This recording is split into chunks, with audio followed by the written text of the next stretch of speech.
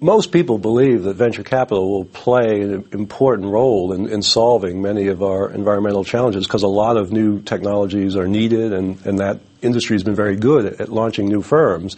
And in fact, many of the people who launched the great companies of the computer industry, a Netscape, a Google, a Cisco, are the same people trying to launch various green IT startups today.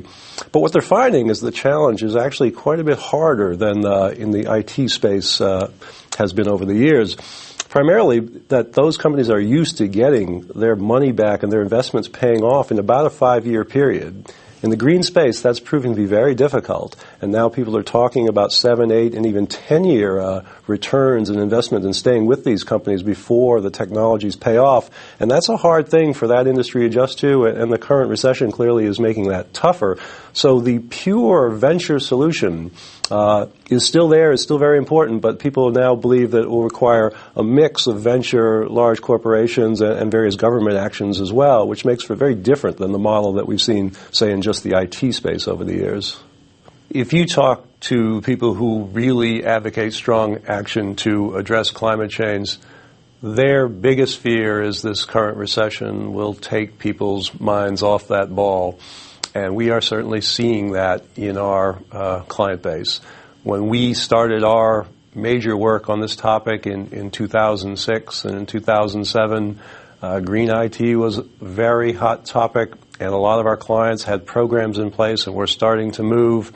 All of our clients are still interested in this subject, but most of them will tell you that they have different priorities that have come up since the recession began. If a company is trying to survive, if its marketplace is deteriorating rapidly, clearly other priorities are going to take hold. So the general climate tends to change priorities, and certainly the price of gasoline tends to set very different dynamics in motion. When gasoline was $150 a barrel, it was easy to start to see scenarios for wind or solar or more exotic technologies being competitive. Many of those technologies can't be competitive with $50 a barrel oil without a lot of subsidies, a lot of regulations, a lot of help of some sort.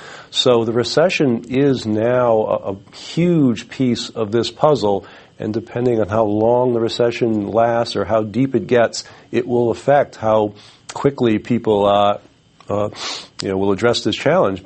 On the other hand, the very fact of an economic slowdown reduces travel, reduces energy, reduces CO2 emissions across the broader economy. So economic problems actually, in that sense, do slow business energy usage, and therefore there is at least that silver lining, if that is one.